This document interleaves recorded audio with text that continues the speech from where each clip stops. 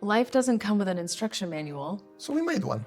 I'm Sarah. And I'm Maciek. And this is the Solutions Manual Podcast, your guide to making the most of your life, health, career, and relationships. Subscribe, leave a comment, and share. Let's dive into our next episode. Thank you, Sarah and Matt, for having me on the podcast. This is so exciting. My name is Johnny. I'm the founder of True Fit Academy. And the origin story of that is kind of an interesting one. I was a collegiate swimmer, and then I transferred to Texas A&M, where I became their triathlon coach for the triathlon team. I've had other coaching positions on a summer swim team, but that was my first real coaching opportunity at a university, which was huge. I loved the whole thing about helping athletes in the water and in the gym and just seeing the progress of the team grow. We actually went on to placing third at nationals that year, which was super exciting. I got my degree in kinesiology later that year while I was training for an Ironman triathlon. It was a lot of stuff that kind of led me to where I am now. So became a certified personal trainer and a certified health coach.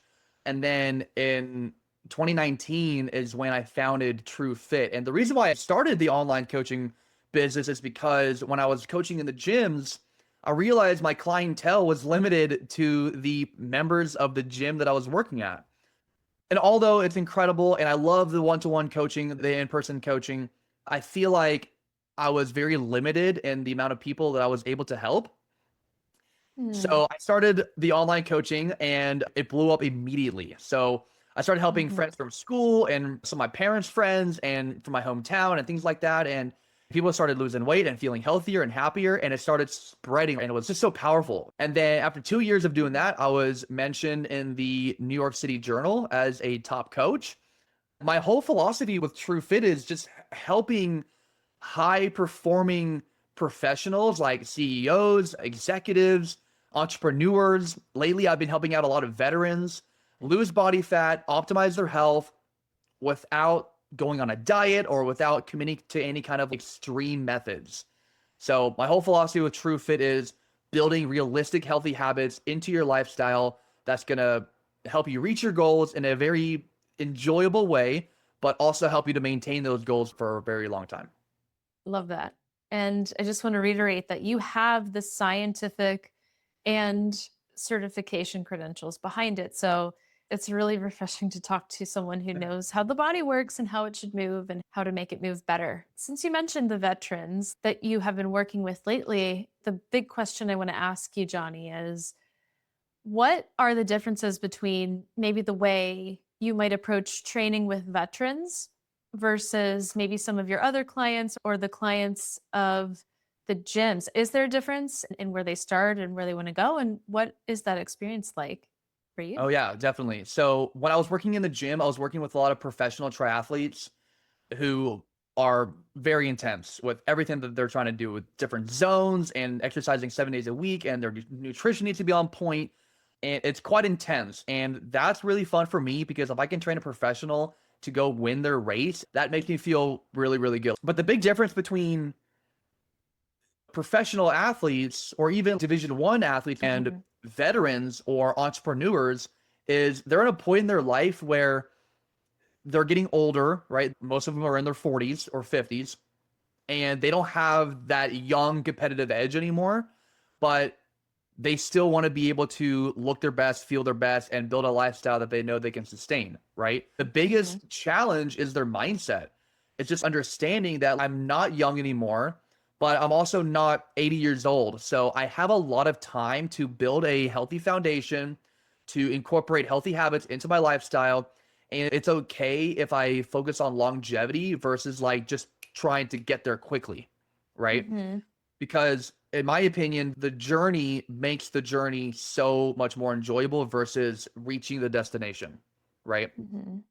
So a lot of Yeah. them, it's like as their veterans are transitioning out of the military or Division I athletes are transitioning into a full-time career, they have a lot of other priorities and things that are taking up their time. So it's hard to train and eat and meal prep and do all this different stuff. As long as we can incorporate 2 to 3 healthy habits every day where we're being more mindful over a long period of time, they will lose body fat. They will feel a lot healthier, happier in their own body. And because we're building this foundation of healthy habits into their lifestyle, it's really easy to maintain that for a long time. Yeah. That's interesting because I think that the veterans are probably coming off of a very structured schedule, including exercise and their nutrition. Is it now because they are solely responsible for this and they need to be more independent? What prevents them from just maintaining their workout routine that has already been done for Yeah. them versus before? Veterans, same with college level athletes, they have all of that structure and accountability provided for them. Yeah. You're part of a team, you're Mhm. part of a unit. You got to show up here at this time of the day, 5 days a week or 6 days a week. Like, you have to be there. And if you don't, Yeah. you're out, you get kicked out, or you're off the team. And so you didn't really have a choice, right? Now that you're on your own, transitioning, you're starting a family, you're working, all of these decisions are on you. Hmm. You don't have that external accountability. You don't have that external structure or discipline that you need in order to keep feeling healthy and in shape. You have to now build it for yourself. If you don't know how to do that, or if you don't have an experience in that, it's really hard because they don't know if they're even doing the right thing, Yeah. or they don't Right. know, am I eating enough protein, or like, how many grams of carbs should I be eating? What's the difference between simple and complex? Like, a lot of them don't know this stuff. Mhm. So it's really hard for them to stay on track, especially if they have other priorities in their life that take over, which is 100% understandable.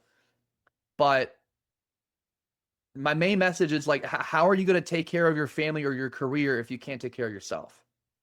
So it sounds like it's kind of this shock to the system, right? You kind of have Yeah. everything kind of laid out for you. Same with collegiate sports as well. And was that also true for you in swimming? I mean, I know that like swimmers have one of the most Mm.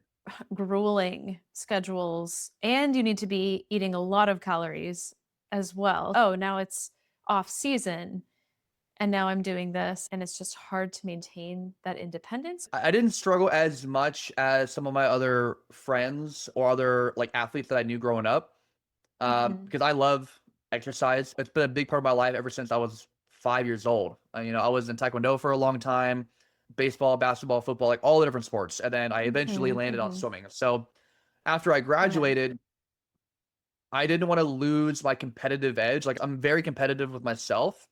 And if I see that I'm falling off track, I'm going to get on track quickly because I'm competitive with myself. The other piece of it is I feel a lot of athletes who have committed their life to one sport for so long and it's so intense, the moment that they don't have to do it anymore,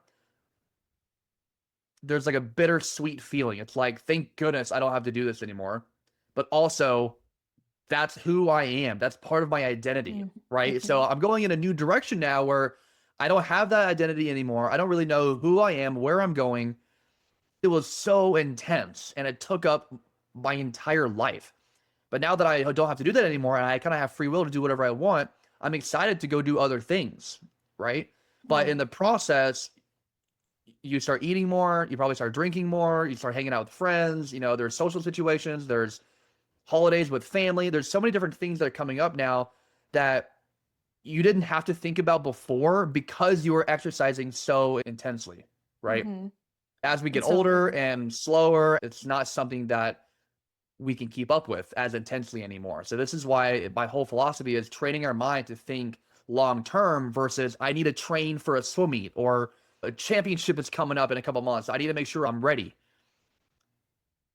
moving away from this kind of all or nothing kind of mindset too, and Exactly. allowing yourself to decouple your identity with an activity that you did or something that took up that much time in the past, right? I think everyone can relate to that, whether that's sport or athletics or not, right? I mean, there might be something part of work life. So, what kinds of habits do people actually come to you with? Is it about building new ones or relearning and replacing the old ones?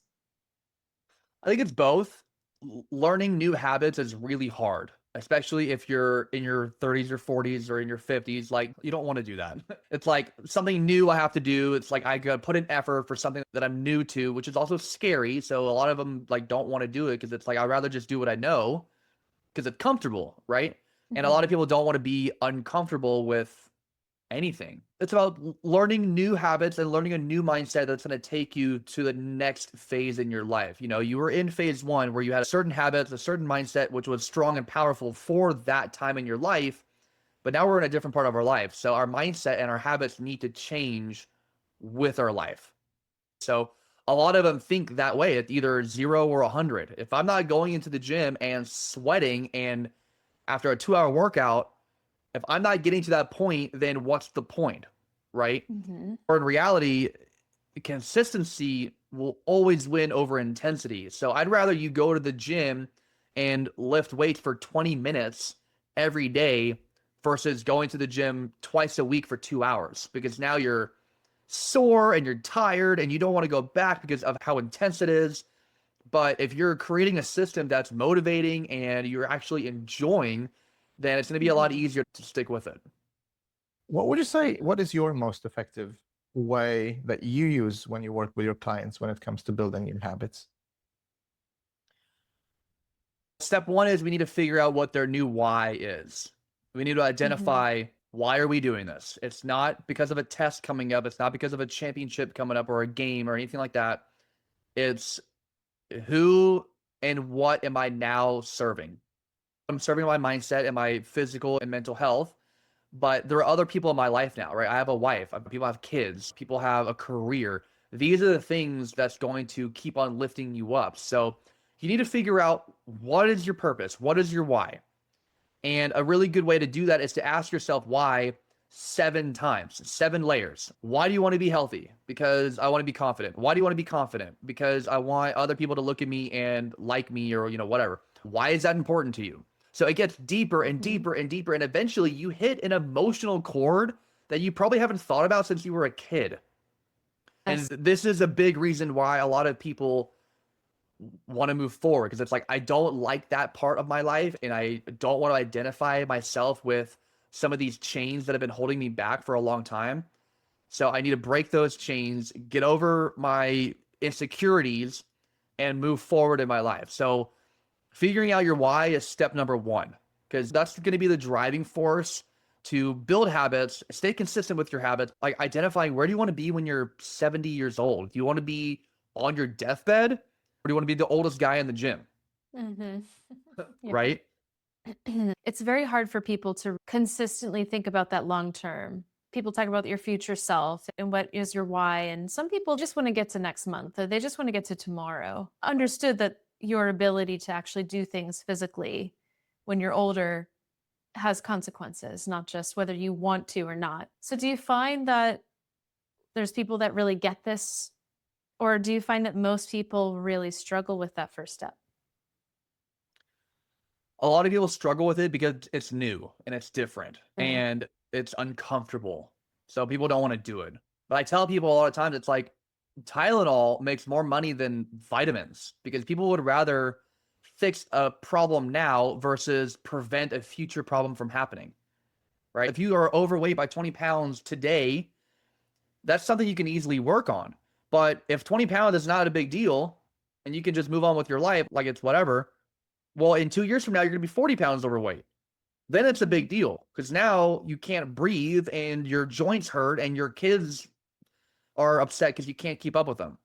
That's a future problem. That is a very real problem that could happen if we're not taking care of what we need to take care of today. So, like painting this picture, which is realistic if they haven't seen it in other people, can help kind of grasp the reality.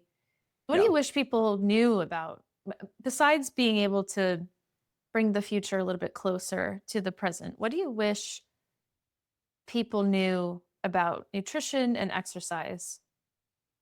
That's a really good question, because it's kind of the whole reason why I started TrueFit, because I see a world where everyone is healthier and happier. And if everyone was healthier and happier, I think there would be less fights, there would be less drama, there would be less broken mindsets in the younger generations. I think that a lot of the problems we're facing now can be prevented in the future if everyone is focusing on their health and their fitness. So when it comes to exercise and nutrition, understanding that this is the one body that we are given, and God gave us this one body, but fueling your body in a way that's going to keep you healthy and energized and confident, and moving your body in a way to prevent future injuries from happening. These are all things that's going to contribute to your confidence. And let me tell you guys, confidence in who you are is sexy. And anyone who's going to look at you and they can tell this person is confident in who they are, what they are, how they look, how they treat other people, they're going to automatically want to work with them or want to be friends with them. If you feel like people don't like you, people judge you too much, who cares? Focus on your health and fitness, and I promise you all of that's going to turn around. Yeah. But I tell them, like, we're living in a reality right now where employers, if they look at you and they see you can't even take care of yourself, how can I trust you to take care of the job I'm giving you? We talked about this recently, interviews for senior positions, and it does matter. And we're not saying that you need to be a bodybuilder, but there is Oh, a of difference course not, between no. being healthy and being able to walk up a few steps to meet your interviewer, and how you carry yourself as well. Yeah. So you wish people maybe didn't underestimate the short and long-term value of simple, healthy nutrition and movement. Because everything in your life comes down to you and how you're able to perform at that task. Being a parent, being an employee, being a boss, being an entrepreneur, you know, whoever, if you are not taking care of your own body, which is the vessel that you need in order to carry out any kind of task, and taking care of your mind, which is the engine to push the vessel in any way to carry out the task, then your boat is just going to be floating with no movement and no direction, right? So if we think about our body as a vessel, like our body and our mind is here, we're placed on this earth to carry out a purpose, to carry out a mission. If that's to be an amazing mom, then that's amazing. That's what you're called to do. But you can't be a good mom or a good parent or a good employee if you're not taking care of yourself. So, Johnny, you clearly told a lot of people how to live healthier lives. What's the most impactful or a thing that you have learned from a veteran? The most impactful thing that I've heard from a veteran was from a woman who served for about 15 or 20 years. And although she loved her time serving, she had a really, really hard time with her mental and physical health because she's bigger boned, slower metabolism. So she was a little bit overweight throughout her entire time serving. And unfortunately, because of that, her sergeants and generals would subtly make side comments or look at her in ways of disappointment. You're not good enough. You need to eat healthier. You need to exercise more because you're not just like everyone else. So you need to step up your own standards. And although she was trying her best, it was really hard on her emotionally. And now that she's not serving anymore, she's on her own. She's got a kid and she's working as a single mom. But her mindset seems so shattered because she feels like she's never going to be good enough to be a good mom or an employee. So speaking with her was quite emotional because I didn't realize until I got involved with veterans, I didn't realize the emotional toll that a lot of them have because of their time that they served. Now that they're on their own, they're having to deal with a lot of those suppressed emotions that are now coming up and they don't know how to deal with it. And because they're on their own, they don't have any kind of community to cling on to. They revert to overeating, over drinking, just watching TV all day because they want to numb that pain that they have. And when I spoke to her, I'm like, look, we need to get out of that. We need to break that as soon as possible. I know it's challenging. It's not going to be an overnight thing. But if we start focusing on these healthier habits, we start reflecting more. I think it probably applies to many people. It might just show up in a different way, right? I mean, there's these emotions that don't get, let's say, processed in the way that will allow someone to move forward is probably applicable to anyone who kind of reaches that blocking point in a goal. It's also interesting that for people who are successful, they perform, she's probably been awarded things, she's made sacrifice that others haven't. and she still Yeah. can't do it on her own. It's also something that you kind of need that sounding board, especially when those tougher emotions are taking over for a long time. It's and another important message, I think, that like you don't have to do it on your own because it's almost impossible to be able to, I think, let alone having someone to check in on what you're eating and where you're moving and what you're doing. And I relate to that personally because when I was growing up, I had a lot of insecurities and self-doubt about who I Mhm. was, not being big enough or strong enough or fast enough or good looking enough or, whatever. And the reason why it took a toll on me was because in real life situations, it confirmed my negative beliefs about myself, which now that Mhm. I'm saying it is kind of twisted because it didn't confirm anything. It's just feeding into the lies that I was told or that I was believing, right? Mhm. Mhm. And once you recognize that these are lies that you've told yourself and are now believing, once you can recognize that, hopefully that will take you down a path of, well, it is a lie, it's not true, and I shouldn't subject myself to those kind of lies anymore because they are holding me back. Yeah. So lately, over the last couple of years, I've reconnected with God, which has been incredible, and realizing that some of these self-doubt experiences that I've had in the past are quite literally holding me back from who I want to be. So it's about reflection. It's about identifying what those are so that I can break some of those and then move forward with my life without anything kind of holding me back. And I'm at a point in my life now where I'm content, I'm happy, I'm confident, I'm motivated to keep on going with my business and with my wife. And it's incredible. And I owe it all to just focusing on my own mindset and my own health. What's your least favorite and your most favorite exercise? And what is your client's least favorite and most Oh, favorite exercise? I hate doing legs. It is awful. But I do it once a week because I know I have to. And all my other buddies that I've worked with in the past, they were like, Johnny, you should be hitting legs twice a week for sure. And I'm like, no. But what I've started doing now is incorporating my least favorite day with my favorite day, which is shoulders. I have a leg day for sure, but then on my shoulder day, I also incorporate some other leg movements that keep it kind of fun, right? So it's not like I'm dreading my 1 day a week. There is actually some fun in there, but I also I love swimming, even though I have some negativity around swimming, but I love being in the water. I love pushing myself. I love doing underwaters. I love doing butterfly, which is my favorite and my best stroke by Oh gosh. far. That was my best stroke and my favorite stroke that I've ever done. So you kind of do habit stacking in a way. Reward Yeah, yourself with shoulders after. And yeah. how about for Because your clients?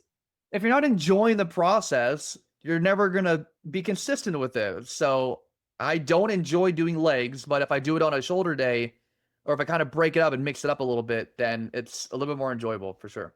Yeah. Now for my clients, I don't think anyone loves burpees. A lot of my clients love walking. They go out for daily walks like multiple times a day.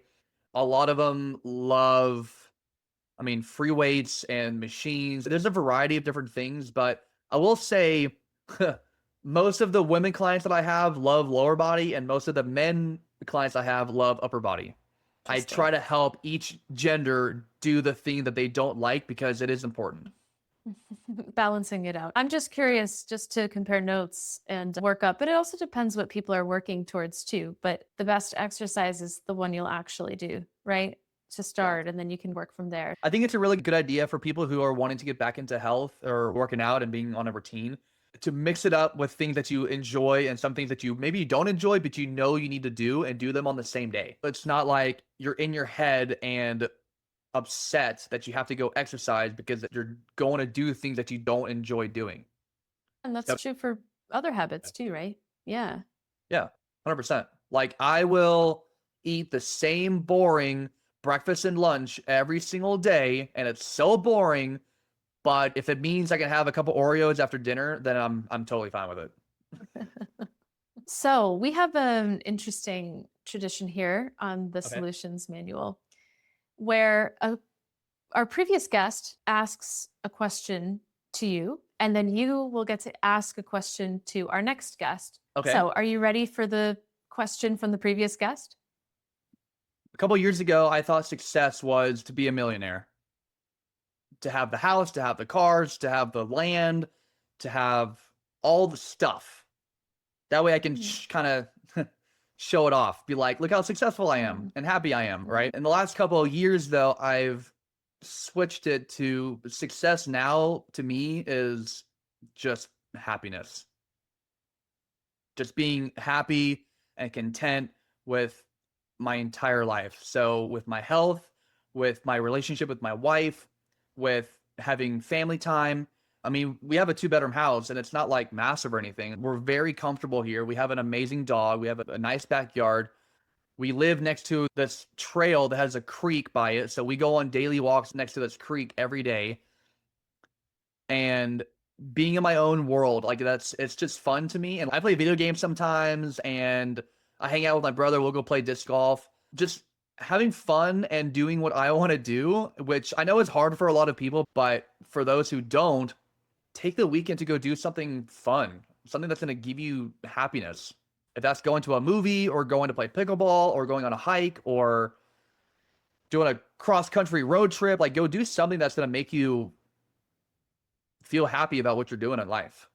That's success, right? People I feel like are so wrapped up in the chaos between trying to make money and trying to be in a relationship and trying to be successful and make all this different stuff, but you kind of lose sight of the journey in the process. Johnny, what's next for you?